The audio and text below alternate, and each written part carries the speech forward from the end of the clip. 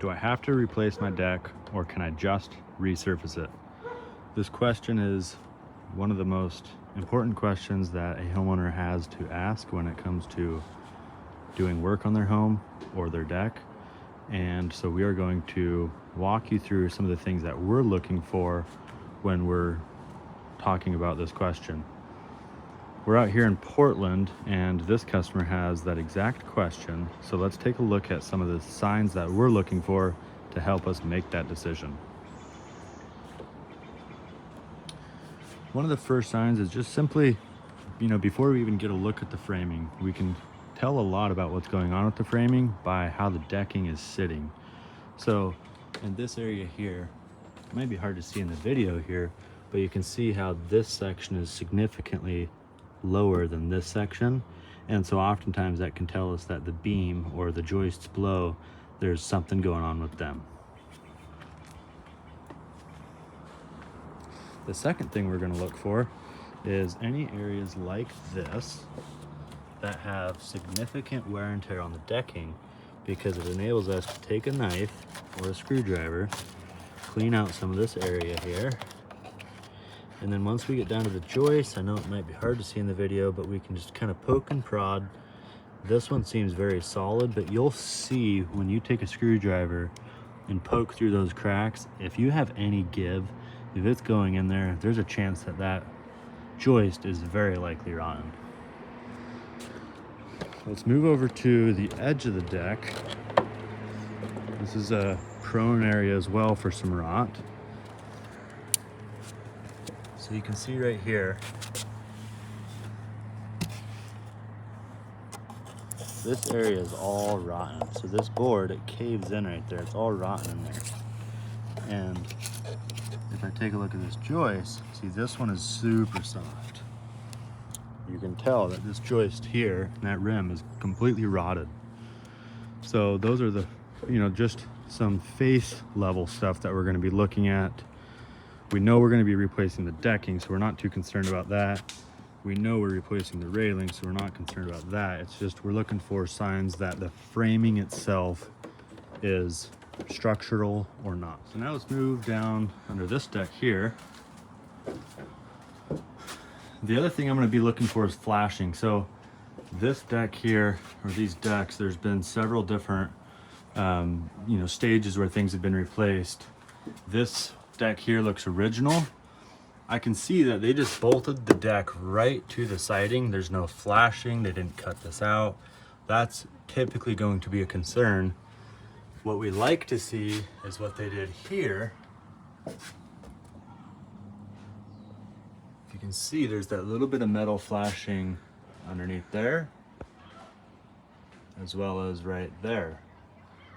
What that flashing does is protect if rain gets up behind there, it will not get into your home. It'll hit that flashing and kick out. In this instance where there's not flashing, if water gets right here, it'll run back behind there and then it'll be trapped by this board and then oftentimes find its way back into the home or behind this siding where it doesn't get a chance to dry out, and that's why rot is Next thing I'm looking for is, are the joists straight as it is? I don't know, you guys tell me. That looks pretty straight. If you're looking down these joists and it has bubbles, then what that's telling me is that whatever we replace the top deck with, that's gonna have a wave. And so it's just something to keep note of. Anywhere you can reach up, touch flat surfaces of wood, that's where water can pool, so it's a good opportunity to be able to feel and see if any rot is going on. This portion of the deck, these white joists are original, and they started to rot, so somebody came in and added a second joist to each. In some cases that can be fine. In this case, it is not fine because those joists end right there. And so if these white ones rot all the way out, that means the whole thing will come down. So I would recommend in this area here, we would do all new joists that go securely from that beam into the home or attached to the home. Next thing is examining footings. These footings are all concrete footings that extend out of the ground. They have big sturdy brackets on them. And we can just, again, with our screwdriver, see is there any signs of rot on the bottom. I have not seen any signs on this one here, but you can just go around and dig and see how everything looks. If you have any posts that are buried in the ground, take a shovel, dig around there, and see if there's any rot, because that's typically where it's going to start. Now moving this way, going back to that ledger detail, you can see right here, they did some work to this ledger. This looks new. There is a top flashing, there's not a bottom flashing, and there's a gap, so this would just require some more examination. Over here, this is the old portion of the deck, and there is zero flashing anywhere.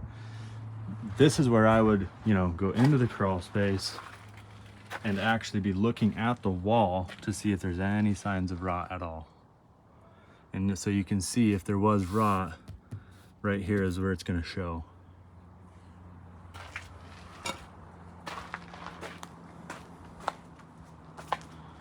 Here's an example of a beam that has some significant rot. So you can see where this bracket is. This beam would be one where it's super soft, and I would say this is the area where you would definitely want to consider replacing. And again, here's an example of non-pressure treated joists being used. This beam here, it has the check marks. These do not. They're not pressure treated, and you can look for signs of rot here. I would say overall, a project like this, it might not require an entire rebuild. It might just require, the concrete footings, the posts, and the beams staying as is, and just replacing all the joists. Or maybe certain areas of the deck, like that middle, might be okay, because that's all pressure treated and the ledgers are all done correctly.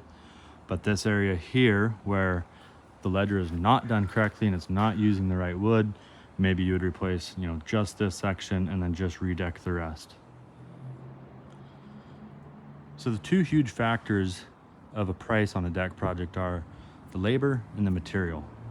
So when we're considering doing either a big surgery or a big remodel versus a complete rebuild, we're going to be looking at both of those numbers and seeing what they do. For example, if we take this deck here and we say, okay, we want to replace 15 of these joists because they're all rotten, but let's keep this beam, but let's replace this beam, we would eventually get to a point to where we say this deck is quote unquote totaled, or there's too much surgery, it's cheaper just to rebuild it. It's actually takes less time to wipe it out and start with a clean slate. So that type of evaluation is done on a project like this, where we're evaluating, okay, there is some rot, but it's not all bad, and we can just start to play both of those sides of the bid.